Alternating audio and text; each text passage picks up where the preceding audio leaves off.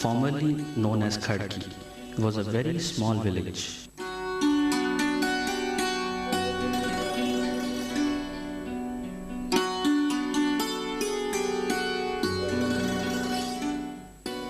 The geographical position was favorable for an abundant water supply. Being situated in the valley about 10 miles in length, through which flows the Kham River.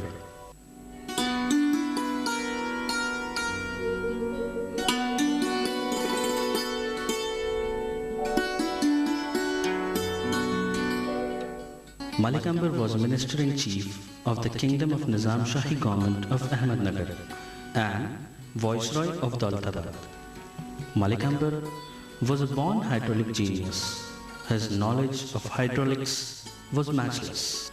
In 1604 AD, Khasba Khadki was announced as the capital of Ahmednagar's Nizam Shahi by Malik Ambar.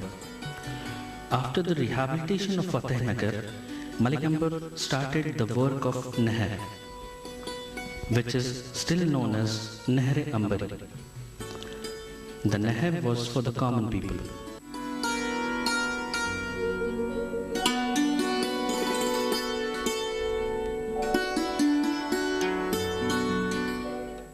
Malik Ambar himself settled in Fatehnagar and he built Naukhanda Palace, Jama Masjid, Cheetah Khana, Bhadkal Gate, and n number of sarais like Sarai Chakilthana.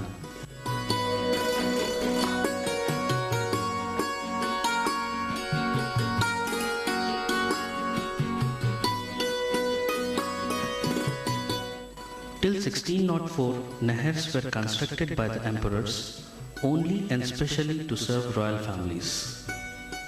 Before transforming a small village into a big city, Malik Ambar considered the priorities and basic needs of the villagers. He laid down the network of underground water supply channels throughout the proposed city.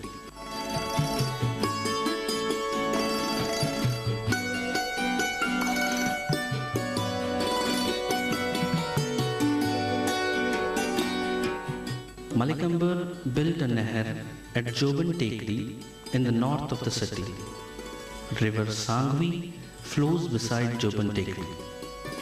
He formed a sunken deep well in Sangvi River where water which flows from Joban Tekri and Sangvi River was preserved. An underground channel, nehar, parallel to Sangvi River was brought till Harsul village. Arc-shaped channels were constructed in stones and lime mortars. This channel was used for conveying water to filtration chambers.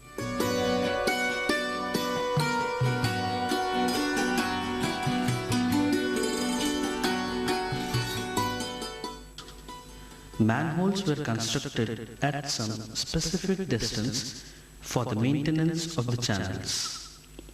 It was 3 to 4 feet from the ground level.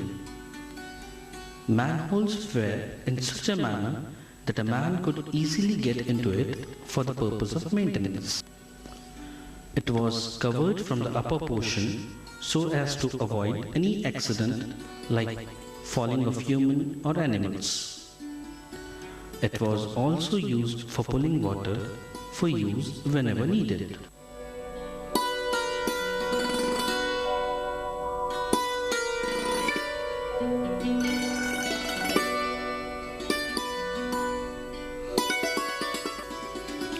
A big sarai, guest house, was built in Harsul village by the Emperor Aurangzeb Alamgir later on. Water from the underground channels was utilized by the visitors of the sarai. The Harsul Sarai is now known as Harsul Prison, and today also the water is used by the prisoners. The underground water channels, Nehar from Harsul Sarai, goes to Mahmudpura and stops at Gaumukh.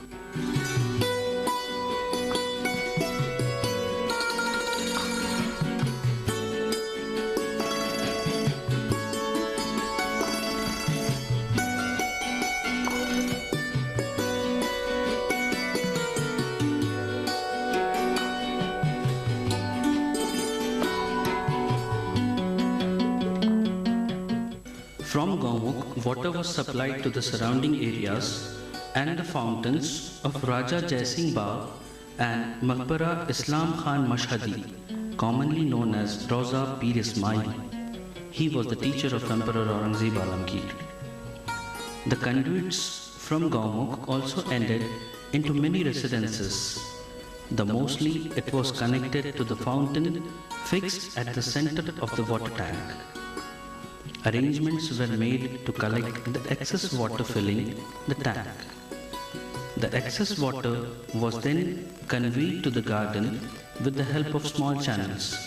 For beautification of the garden, the tanks were made in various shapes such as hexagonal, octagonal, lotus shape, etc.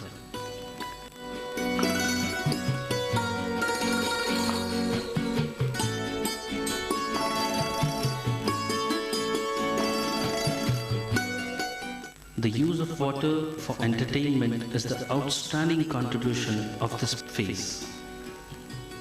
From Gaumukh, water was transferred by conduits, clay pipes to alum chambers. The 200 mm diameter conduits were made up of terracotta and 400 mm diameter conduits was made up of stone. Both these conduits were casing of lime mortar, brickbats and pebbles.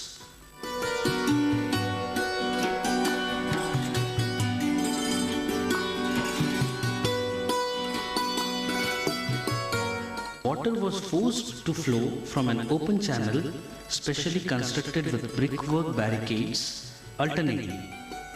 So that the flow should be reduced, hazardous gases should be removed and water should go through oxidation system. After oxidation system, water enters into a water tank.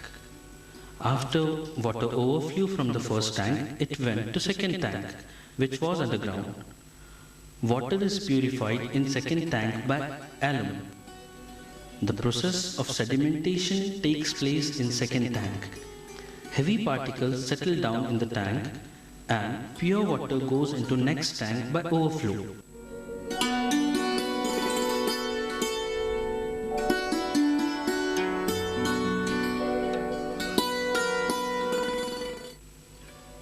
Five water tanks were built in the campus, and in this way water goes through 5 types of purification systems. Main working of the alum chambers was to purify water and the oxidation system.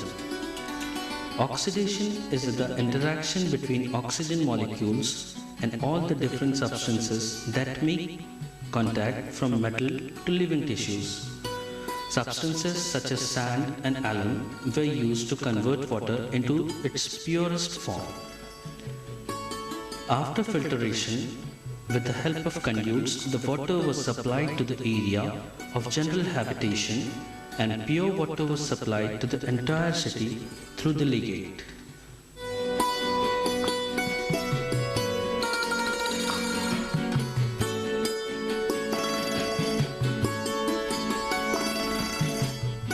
At the legate, underground water channels, Nehar, was branched into 2 different directions. First underground water channel from the legate to Khilayar, Jama Masjid, Cheetah Khana, Town Hall, to Naukhanda Palace, that is the Palace of Malik Ambar.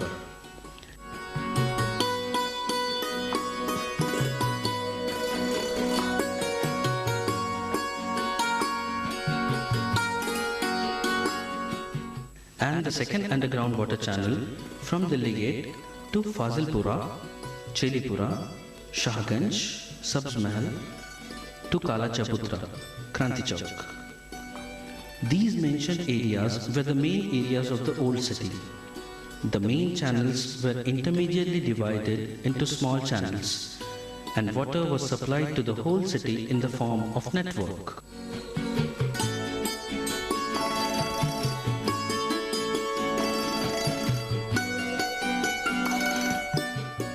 Water towers, Pani Ka Mamba, were constructed throughout the underground channels to have control on water supply. From these water pressure relief towers, water was distributed to desired locations. Through concealed mud pipe, water was brought on top of the tower The water so brought to the distribution system was controlled by the means of locking of pipes. The system was very simple. A conical piece of overburnt brick was used to fix inside the pipe. Using this pipe, the flow could be controlled. The collected water then falls down with the pressure, so the speed and flow of water increases.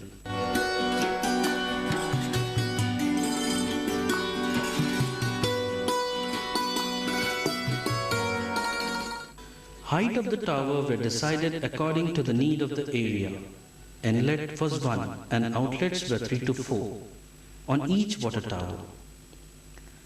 Surrounding areas of the water tower were supplied water from the outlet of water tower.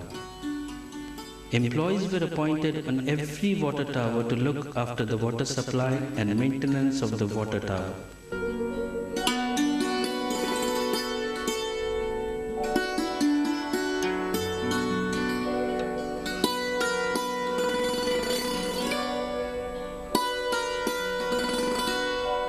In short, the conclusion of Nehre Ambari after a deep research is that it was a permanent water source. Stone and earthen conduits, filtration chambers, pressure relief towers and distribution pipelines were the characteristic features of the supply scheme. Water is conveyed by the means of gravity. Without any engineering contrivance, they calculated the relative levels and designed and executed the scheme.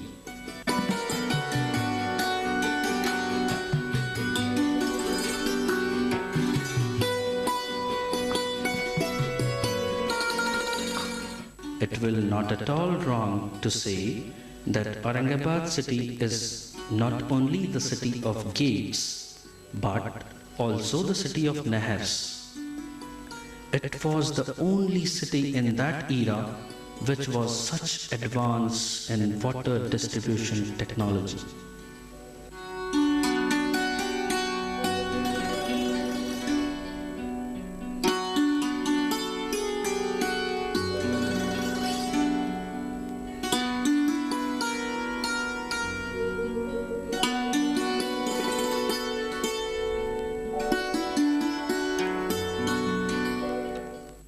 Have our moods